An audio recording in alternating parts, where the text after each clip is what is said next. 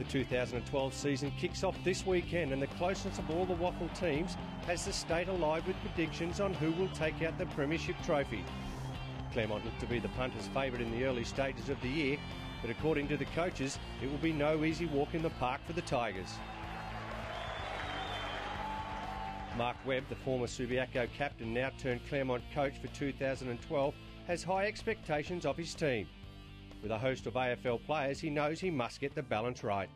That's the challenge. I think I'm under no illusion that you're going to be at the beck of the AFL teams on who they drop back, and that's the reality of a club like Claremont, and that's the challenge. But that's also the thing with that is that Claremont players are the majority of the AFL players. So when they do come back, they're always happy to be playing with their mates. So you never have a problem with trying to motivate them for a WAFL game. They respect the club, they're a part of the club, so you know you're going to get the maximum when you get those players back. East Perth had their problems on and off the field last year, but courageous captain Craig Wolfe suggests the Royals will return to finals action. We've recruited well.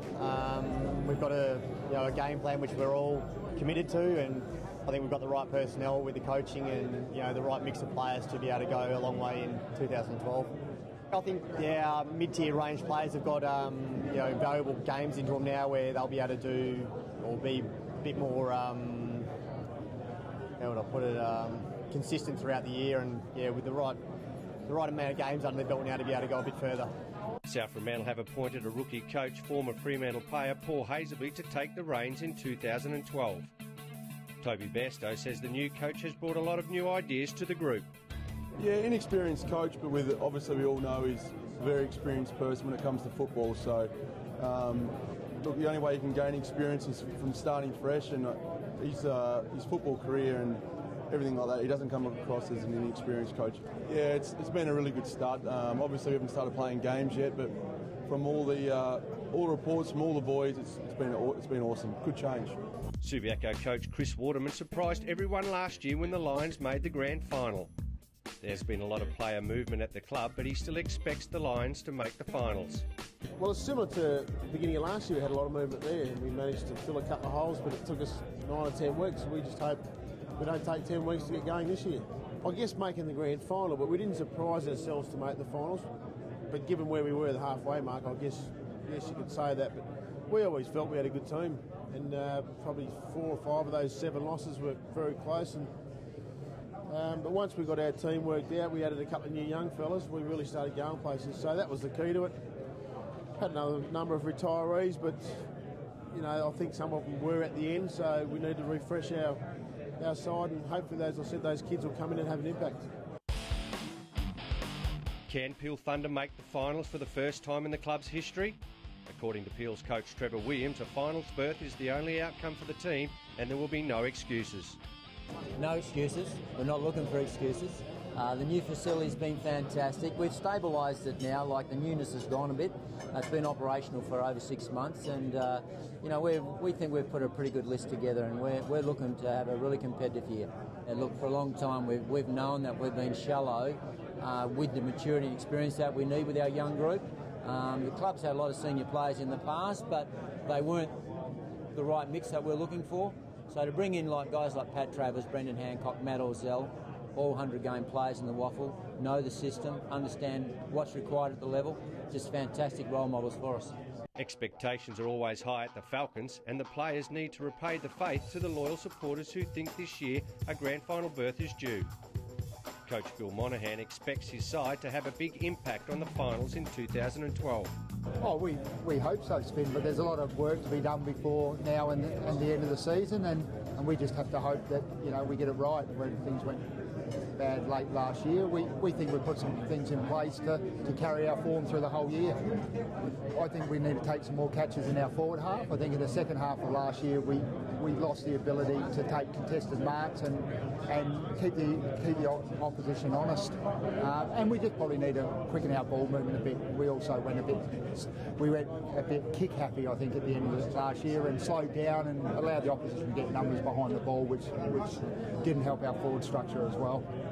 We obviously reviewed the season, and we think there were some things that we did poorly as coaches, our fitness staff, and as players that we need to get better. And we've gone through a range of options to work that out.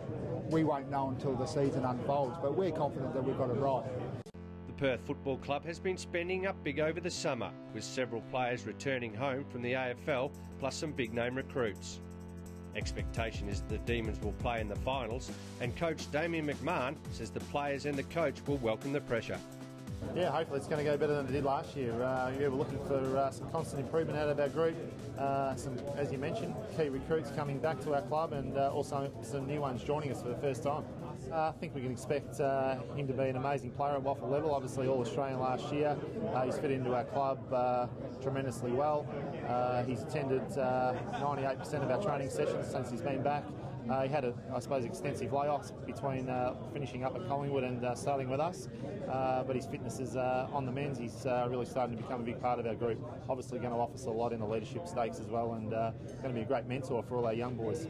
Yeah, look, not talking about finals or expecting anything too great at the moment. I suppose all we want to see is some constant improvement week by week, getting better by game, and we're pretty confident that will happen. So our young boys, we think, will be where we get most of our improvement from, and we're really excited about gelling them together with older, experienced players.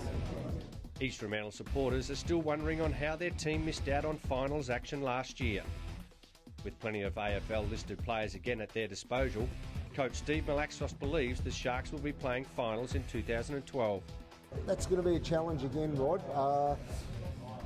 We thought last year for a lot of the games we'd get the balance right and the coaching part of it right, but there were one or two things that we needed to do better, and we've tried to address that. As yet, in pre-season, we haven't had many AFL guys, so the true test will be in the proper games. Well, it appears that teams that have missed the finals regularly have recruited well, so you would think they'll be a little bit better. And a lot more players seem to be coming into the WAFL system than there were, say, 10 or 12 years ago, which is great.